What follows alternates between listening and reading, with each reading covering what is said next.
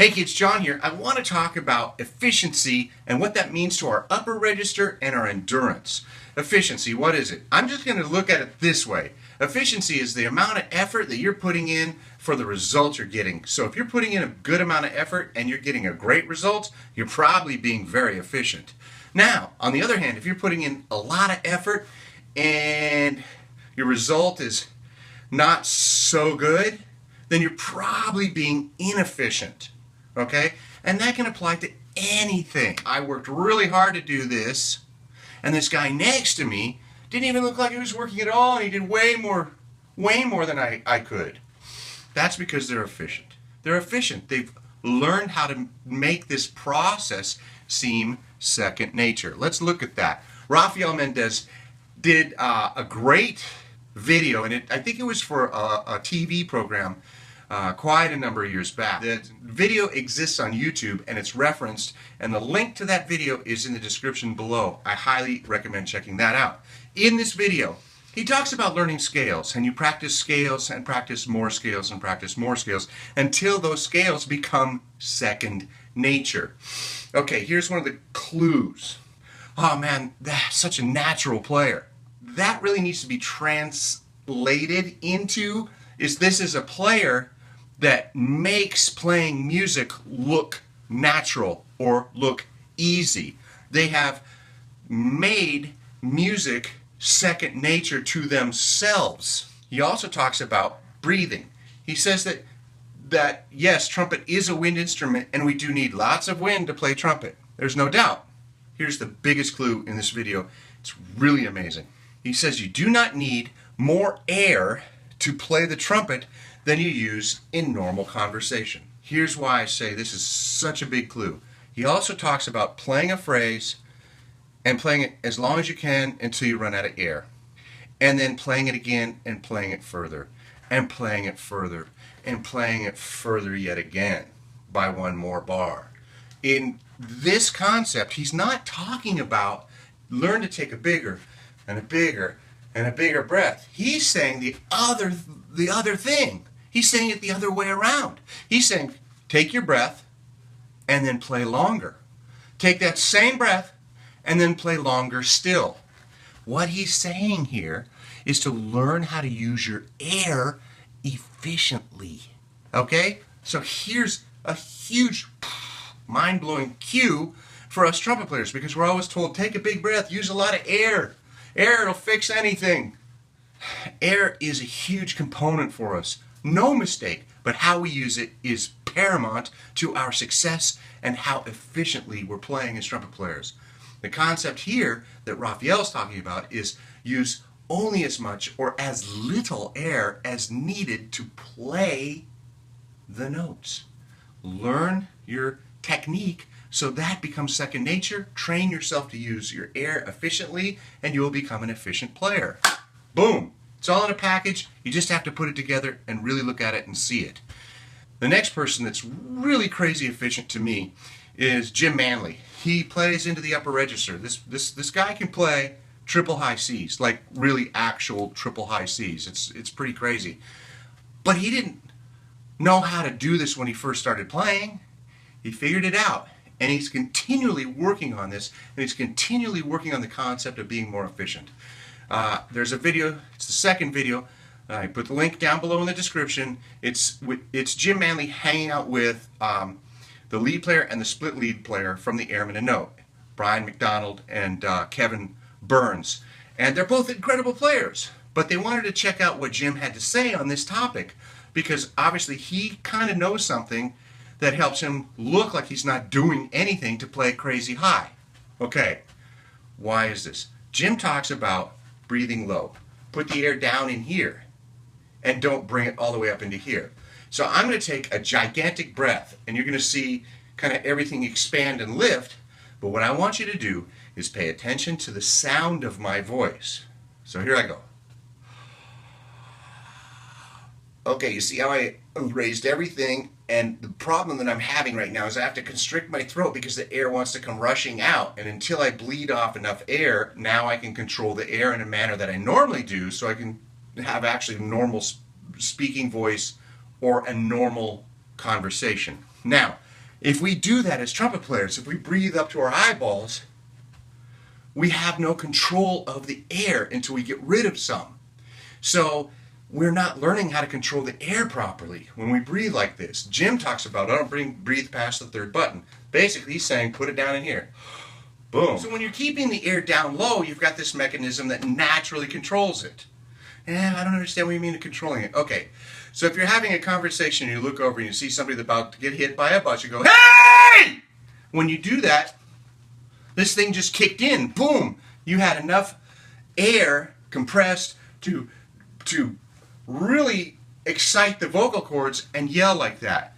This type of exhale is a type of exhale that you're going to have as a trumpet player. So this mechanism down here, all this stuff in here is what controls it. Because when you breathe into your chest, all right, I'm going to try and exhale with my chest.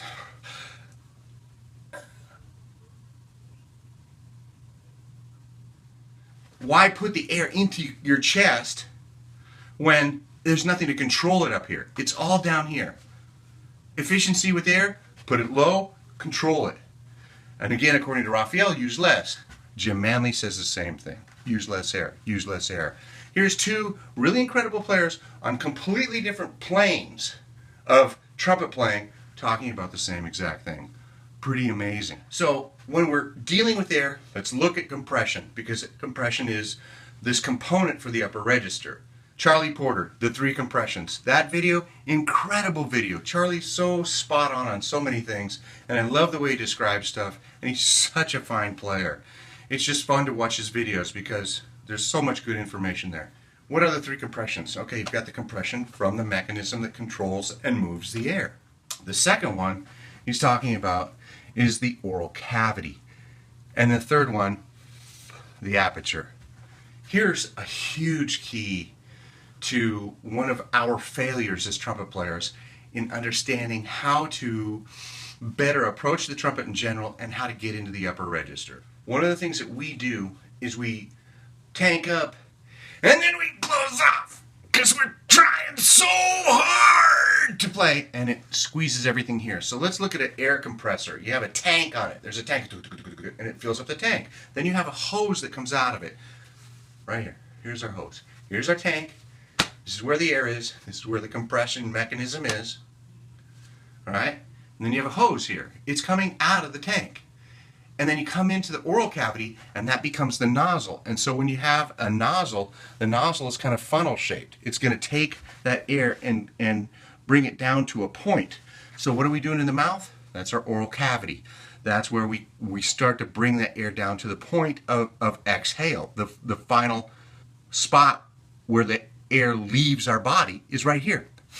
So if we're trying to blow out a cake full of candles, we go.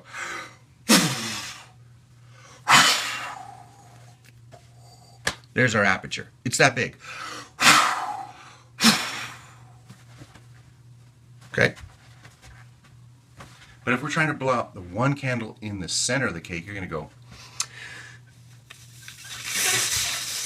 and try and get this tiny straw-like.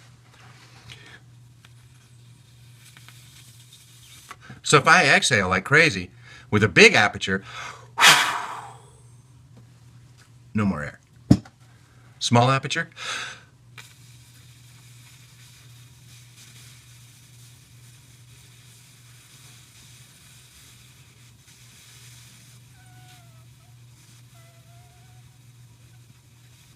A lot longer, right? Okay. So, controlling that exhale. There's 3 components. You've got the compression mechanism. Of course, you got the tube that takes it to the nozzle, which is directing through the vocalizations or the tongue arch, which is explained in another one of my videos. And plenty of videos out there talking about how your oral cavity works when you're playing. And then the final one, that little aperture. So what are we doing wrong when we're trying to blow out all the candles on the cake? What typically happens is we don't have enough control. We go, and we're trying to, I got to play in the high register, so I'm going to, well, we're adding tension everywhere, especially if that's that big breath. It's up here, so I go, and I got shoulders are tight and the chest is tight, my arms are crimped. You got to relax. Okay? If you're cranking air, you're going to blow open your aperture. It's going to go poof, wide open. And then you're going to try and get your corners engaged and like, oh God, I got to get these huge corners because I can't hold it together. Well, you're blowing so hard at it, it goes, bleh, and you're blowing it wide open. Okay? So you're going to blow like crazy. You're going to blow this wide open. You need these, I got to hold it together. And then you take the horn and go, now I got it, I can hold it. But then guess what? You get tired super fast. You might be able to get up there. You're working like crazy. You're jamming the horn in. You're cranking air. Everything's working against itself. And it's not efficient. That's not efficient. Sergei Nakaryakov is one of the most efficient players. He's one of those players that you say, man, this is an absolute natural player. And yeah, he figured stuff out quite quickly and very young in life. Obviously a prodigy. They exist. But this person has evolved.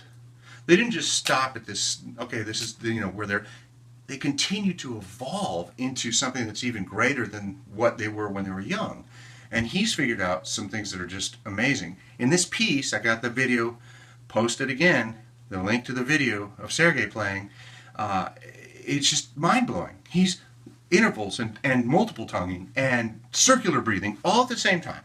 All these extremely complex components are happening at the same time.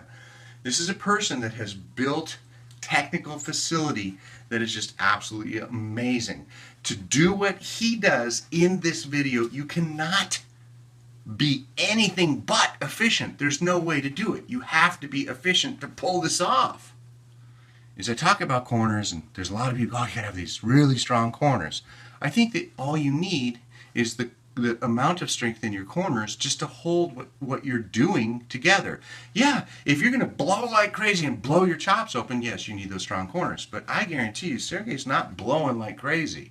I think he's playing very similar to the way Rafael Mendez played and has those same kind of concepts in motion. Great technical facility that becomes second nature and incredible control over his air without over-breathing. And when he plays, his corners, he's got them down or flat. Like that. Well, what does that do if you force your corners down? It releases the tension. Real interesting, okay? I think he's releasing all the tension he can out of his face as well. And if you see him, he's doing this crazy stuff. When he plays, you look at any one of his videos, he looks bored. He's like, he's playing down, and he's not moving. He looks just, it's like he's not even there when he's doing it. Yeah, it looks easy because he's concentrating on keeping everything as efficient as possible. He's just trying to make everything super efficient. Where does the endurance component come in? When you're playing super efficient, you simply can last longer. Yes, you will practice or play and become more and more efficient as you work on technical facility and you're not using too much air and playing relaxed and playing musically. And when you're working on your upper register, don't play as loud as you can. Work on it in a very efficient manner, just getting the notes to mezzo forte, mezzo forte. Instead of, I can only play them loud, play them mezzo forte, mezzo piano, and learn control. When you learn how to control things, you will become more efficient. This will help your endurance, and this will help your range. For endurance, if you're working on technique, work easy. Don't play hard. Range, same thing. And you'll learn that you'll be able to play longer and longer and longer. Learn to control your air. Learn to not use so much air. Figure out how to use less air. Figure out how to use less energy. So the less energy, the better off you are as a player when it comes to the result. Efficiency, absolutely key to our success as players. I hope this helps. Take it easy, kids.